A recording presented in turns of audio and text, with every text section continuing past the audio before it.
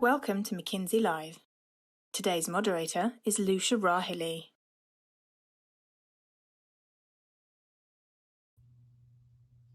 Hello, and welcome to McKinsey Live. I'm Lucia Rahili, McKinsey's editorial director, and your host for today's very special event, a preview of the 54th annual meeting of the World Economic Forum, which is poised to start Sunday in Davos, Switzerland.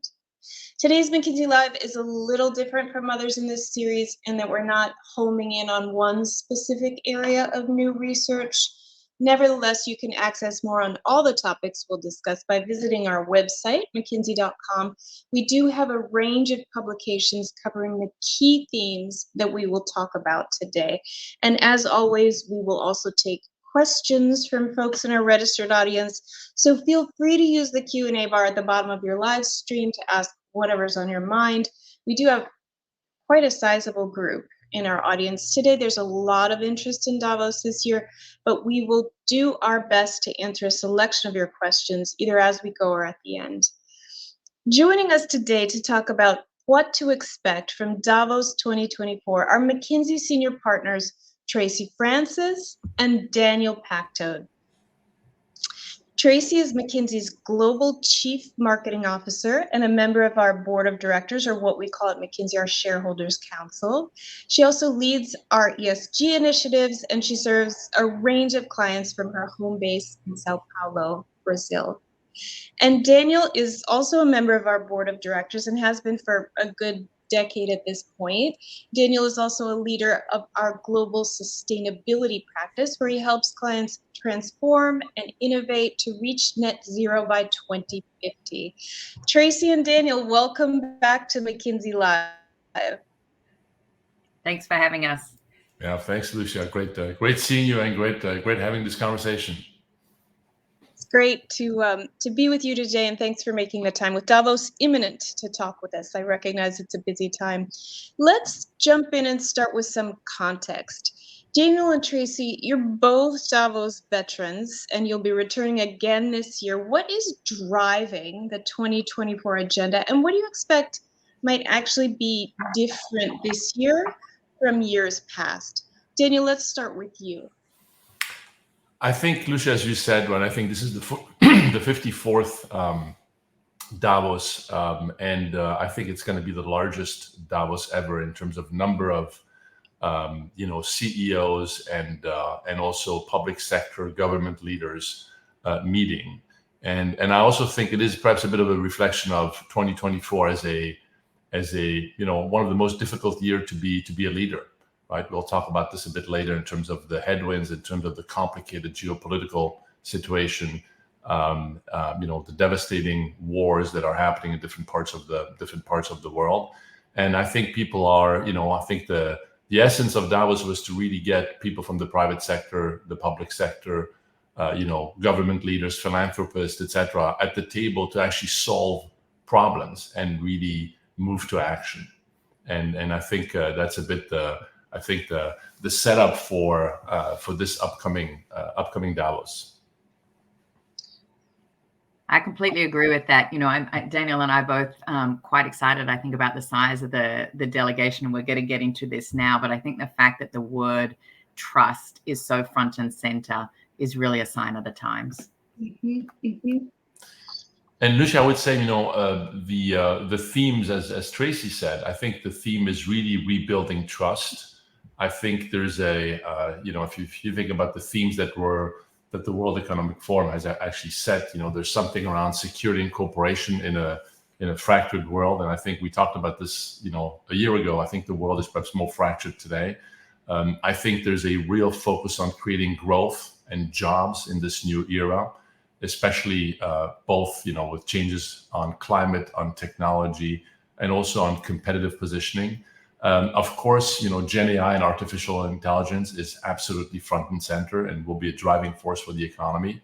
And then finally, a topic I'm personally very passionate about, this energy transition. I think a lot of the delegates will be coming from several meetings at COP28. I think we're on a journey. I think we have a lot more work to do, and I think that's really the focus. And what we decided also to do is we wanted to bring some of our most distinctive knowledge that, frankly, all our colleagues have been working on. And I think we are going to be focusing on, 6 topics, which I think we'll have a chance to go in details on. One on resilience, which is really around how do you build resilient leadership teams in this kind of world where constant and compounding headwinds are hitting you.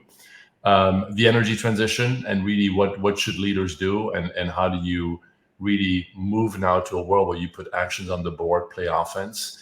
Gen AI as, frankly, perhaps the biggest opportunity in terms of reinventing business, but also driving significant value creation and activity. Globalization in the world where, we think it's all about reimagining the globalization and also getting ready for a new chapter of globalization compared to what we've been in for the last 30 years. Something really important around empowerment, which is how to bridge the gap to unleash organization's full potential. I think something the McKinsey Global Institute has been really passionate about. And then finally, work that we've done, especially with the McKinsey Health Institute, around closing women's health gap. So that's kind of the 6 themes that I think we're all bringing to all our meetings in the next few days. Thanks, Daniel. So let's do as you suggest and get into a bit more detail about these 6 key areas and why they're so pivotal to global leaders. Starting with the first one you cited, resilience. You mentioned headwinds and that leaders are confronting really an exceptionally challenging operating environment. Say a bit more about how leaders can actually become more resilient amid these kind of complex global dynamics. So, we have started a collaboration with the World Economic Forum in 2022, the Resilience Consortium.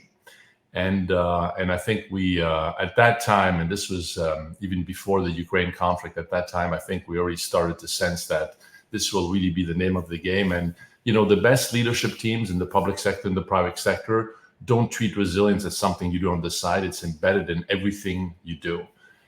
We're publishing another report actually shortly, which is really almost a call for action. And I think all focused on how do you go from talking the talk to, walking the walk, and what are some lighthouses on companies that actually are truly resilient. And I think, some of the elements of this that I think we've seen is, a different way to make decision, more data informed, if you want, more federated. I think this notion that, self-sufficient teams can actually be truly agile and can react. And this notion that, perhaps you live in the world where you can't do one forecast. You have to live with multiple scenarios, keep adapting them all the time, and have leadership teams that are truly, if you want, agile around that. This notion that you start really promoting adaptable, resilient leaders. And then I think most importantly, this notion that this becomes a true muscle within the leadership team. And I think, ultimately, I was with a group of CEOs a week ago, and I think the discussion was all about how do you rewire an organization for speed, and how do you actually make speed, if you want, the true output here, and take a mindset of much more playing offense and being more positive in terms of what is arriving, but then really optimizing an organization for speed and different outcomes. So that's going to be the topic that I think we're thrilled about this research, this collaboration. I think we're looking forward to engaging on this in the next few days. Thank you. And Daniel, you mentioned climate and the energy transition, obviously one of the defining challenges of our time. In the wake of COP28, we do see some momentum toward net zero, but frankly, many say the transition is just not simply moving fast enough. How do you see net zero fitting into the agenda at Davos this year? Say a bit more on that. So, Lucia, I'm passionate about this topic, so you'll have to walk me back, make sure I don't spend too much time on it. This is the topic of our generation, right? Biggest capital reallocation ever. McKinsey, the work we did 2 years ago, we think it's $3 to $4 trillion per year of incremental investments over 30 years, $120 trillion. And to some extent, we've lived in a energy, food, material, and nature system. that frankly in the developed world we built over 100 years. We have less than 20 years to build a new one. And I think what we did at COP28 for the first time, this was the global stock take, looking back at what commitments were made in Paris at the Paris Agreement. And I think we all realized that we have to stay focused on this objective to get to net zero by 2050, but we're very far away from being where we need to be. And I think there was a real call to action to, hit the accelerator. Now, there's a lot of realism on this debate now, Lucia, as well. We published a McKinsey Global Institute report on this quadrilemma, which is you can't only look at this through the lens of, lower emission. It's actually four things you have to optimize. It's lower emissions, it's affordability. If these solutions are not affordable, they're not going to happen. I think there's something around security that's critical. And, parts of the world we're short of energy. Energy security is a matter, or energy has become a matter of national security. And then finally, competitiveness, which is, with IRA in the US, for example, this has become now a real factor of competitiveness of nations and countries. And so more realism. And then I think, perhaps three big areas of focus coming out of COP. And frankly, this is also where we, McKinsey and Company, are passionate about and where we're really pivoting our sustainability capabilities. One, which is the hyperscale climate technologies. Right at COP28, we said we need a 3x delta on the trajectory we're on. We actually think we're just getting started deploying the engineering power of the world. We need next-gen materials. We need to reduce the cost curves on some of the technologies we have. And then I think we have to focus on things like the grid, on storage, etc. The second thing is to truly decarbonize the high emission sectors. Very encouraging to see what happened at COP28 with the announcement of the Oil and Gas Decarbonization Alliance, the pledge to get to zero methane by 2050, financing vehicles around coal retirement. All these I think are going in the direction, but I think we have to go. Our aspiration as McKinsey and Company Sustainability is to be the biggest force for decarbonization in the private sector. So that's the second area, and then the third is we got to deploy more capital. And so this notion of creating more of these transition green infrastructure funds, but also deploying more financing vehicles to actually help the transition. And there was a catalytic fund announced at COP28. I think it's the beginning of different financing mechanism, especially focused on the global South. I'll stop there. I could be going on, but that's I think some progress, but I think the realization that leaders across public sector, private sector have to really play offense now, accelerate the momentum. Right. Very helpful. Okay, let's talk next about Gen AI. Obviously a hot topic and potentially really a massive disruption across such a broad cross-section of industries. Talk to us about how CEOs and other leaders should be thinking about Gen AI, Daniel. So, Gen AI has really taken the world in the last, I would say, 12 to 18 months. We have a vibrant practice in McKinsey, Quantum Black, AI by McKinsey, with colleagues that have been really at the center of, I would say, of this massive transition. We think this is roughly $4 trillion of value that will get unlocked, which is staggering. And, besides the I would say the B2C experience of everybody being on ChatGPT and learning how to use ChatGPT. When you really look at, the B2B world, you're realizing, this will fundamentally reinvent, key processes, knowledge processes, support functions, software development, engineering development. There's a whole set of areas where there will be massive opportunities being created. And as a tech CEO told me last week, this is less about reducing costs. This is more about making your R&D teams a lot more productive and actually generating a lot more value. And so, we have been very passionate about this. We think ultimately this is going to be about now capturing the value. You have to move from point solutions to really reinventing end-to-end processes. There's a massive talent element to this, which is you really have to upskill an organization, especially on things like Gen AI. And then I think most importantly, there's also the notion that the technology innovation changes massively, and so as a CEO, as a country, as a private sector player, you have to think hard about make versus buy, and really always don't start building some of these things yourself, but really be connected to an ecosystem of key players. But I think Gen AI will be front and central. We talked about climate before. I think there's been a lot of discussions also since COP28 about how Gen AI could fundamentally unlock some of the climate challenges. I mean, it is exciting times. I mean, I think if you look at WEF, technology is back front and center this year with Gen AI. Daniel, we've had quite a number of questions on Gen AI, which is not surprising, but I'll just interrupt here and ask one. And it's about the impact of Gen AI on talent. You talked about increasing productivity versus reducing cost, but presumably there's a response to Gen AI that's driven both by fascination and also by fear. Anything to say on Gen AI and talent beyond upskilling? I think it is very clear that Gen AI will be a productivity source in some parts of business processes or the economy. But what I've found has been very refreshing in the last few months is I think the best leaders right now, both private sector, public sector, they're not playing defense on Gen AI, they're playing offense. And so they're basically saying, great, we can look at productivity, right? Can I improve support functions by 20-30%? Great, let's do that. But most importantly, can I use Gen AI to fundamentally change what I'm offering to my customer? What kind of services I'm going to be providing?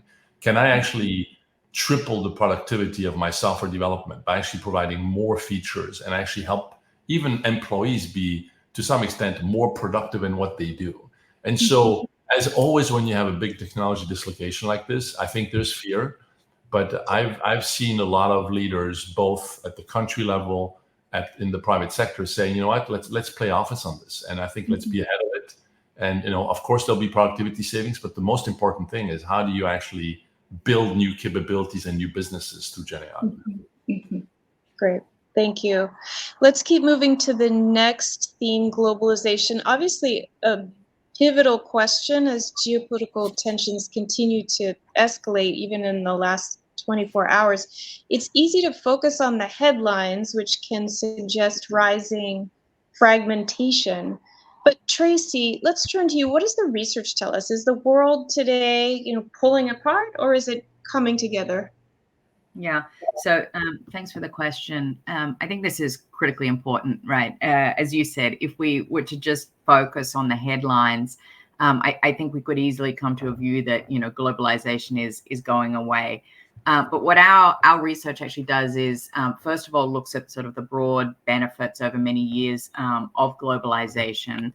And we're not naive about the fact that trade connections are fraying.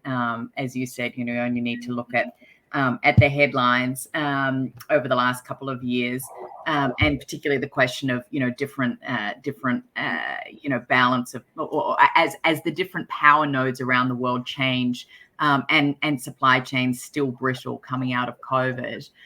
One of the things that we wanted to do as an organization is actually to put some facts behind what's going on and use that to sort of, we're very much, I think, in the discourse in a question of averages right now. Head in the oven, feet in the freezer, but on average the temperature's okay. And our belief is, putting some data behind that actually helps us work out where we're okay and where things really are quite different. So we have launched a tool called the Global Cooperation Barometer in conjunction with the WEF. It's been one of the areas where we've really done a lot of work with them over the last year. And essentially what the tool does is puts 42 metrics into various categories to understand between 2012 and 2022 what's actually going on. So the 5 pillars, those 42 metrics I mentioned, are grouped into 5 pillars. And the 5 pillars are trade and capital, climate and nature, innovation and technology, health and wellness, and peace and security. And what we found as we looked at that, which is perhaps surprising, is that global cooperation actually has been quite resilient. Now, as I said, I use the sort of the analogy of the oven and the freezer, right? Where are things strong? There was growth in cooperation, and quite rapid growth in cooperation in climate and nature capital.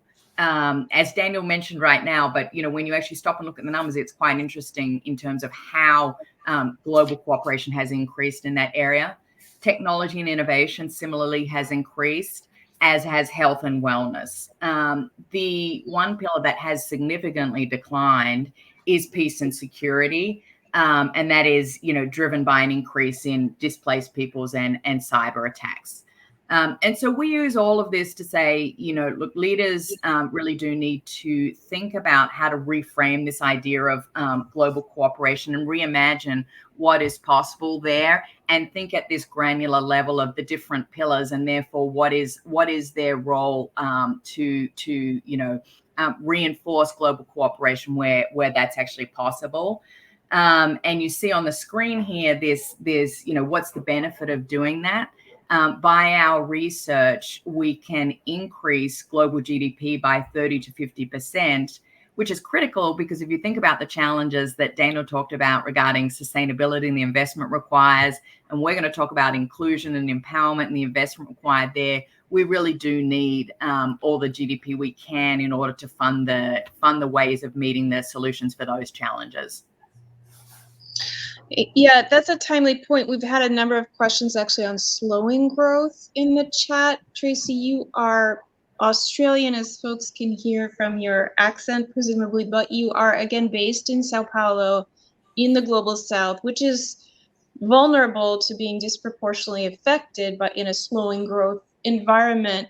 And there's a way in which these questions make a nice segue into the next slide on growth that is sustainable and inclusive. What does our research say on what leaders should be doing to drive economic empowerment within this context? Yeah.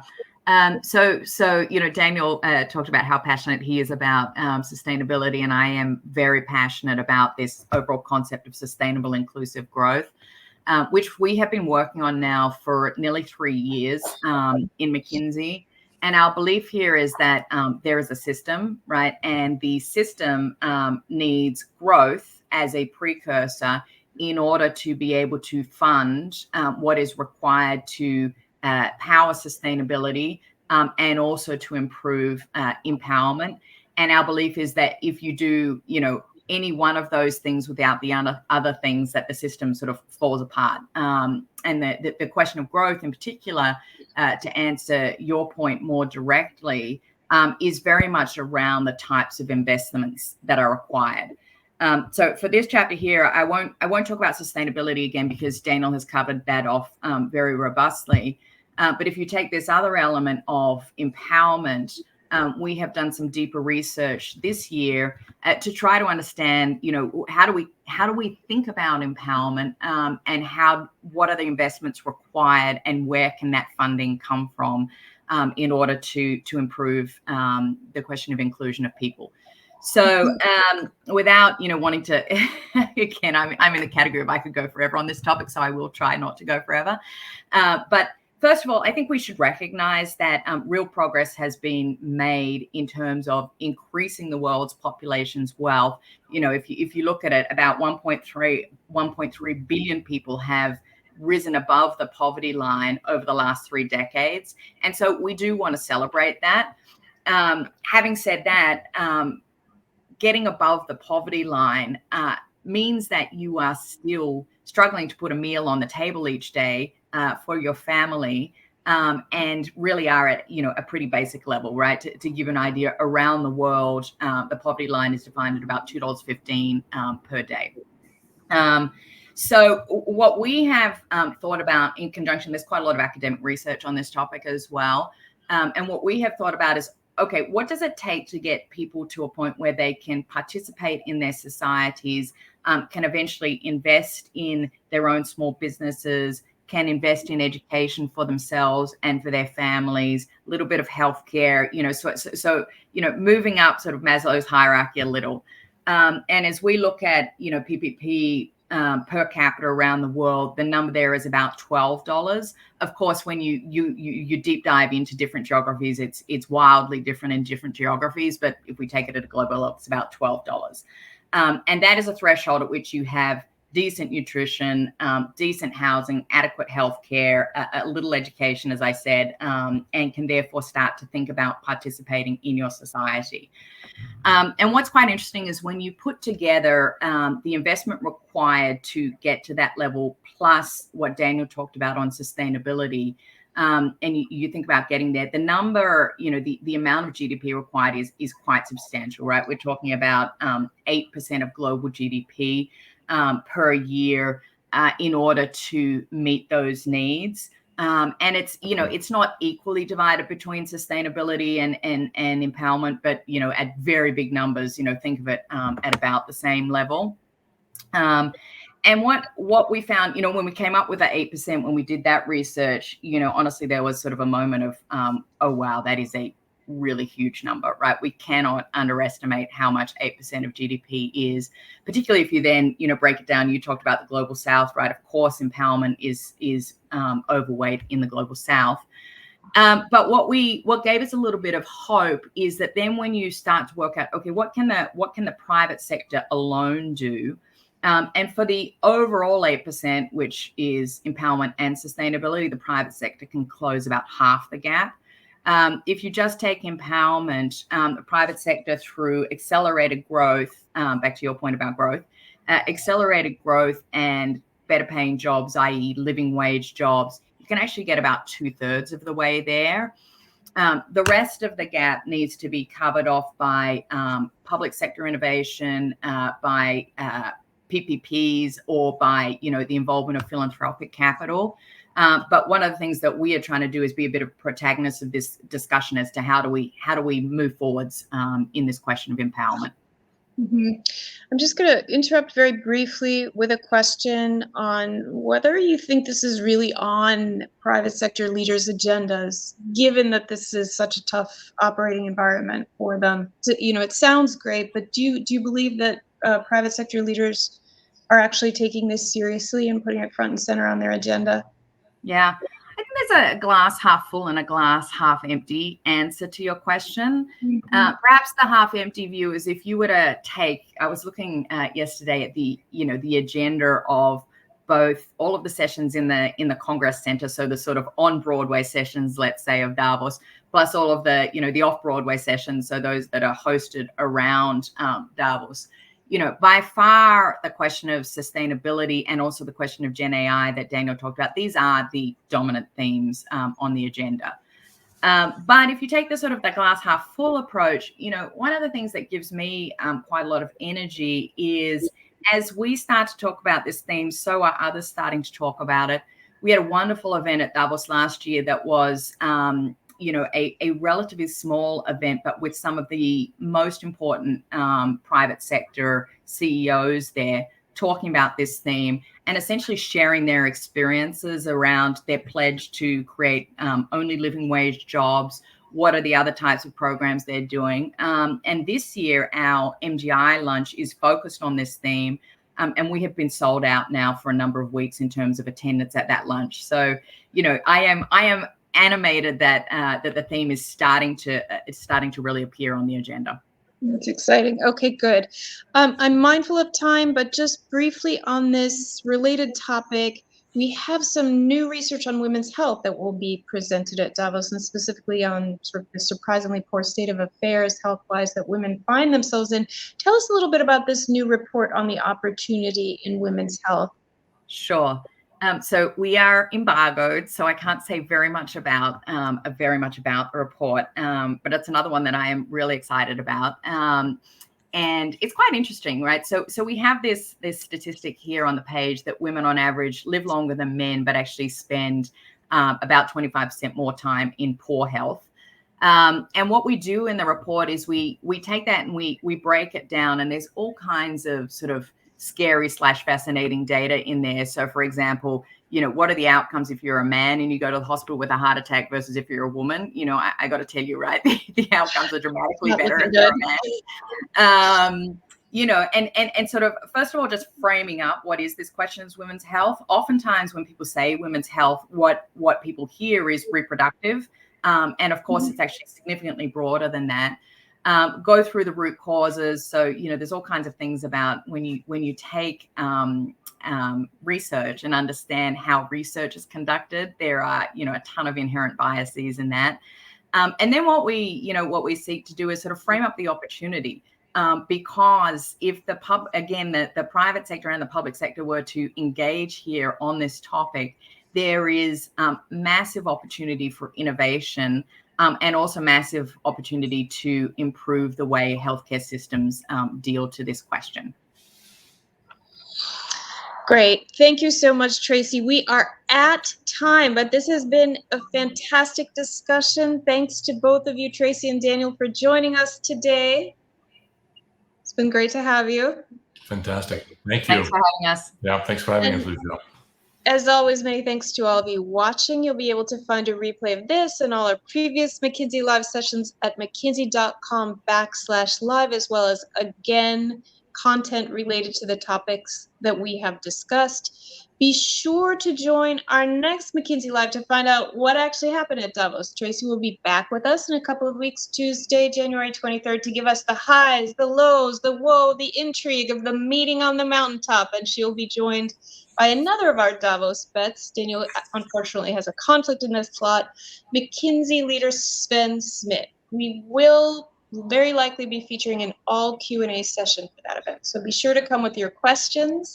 Have a great day or evening, and see you there. Thanks, Lucia.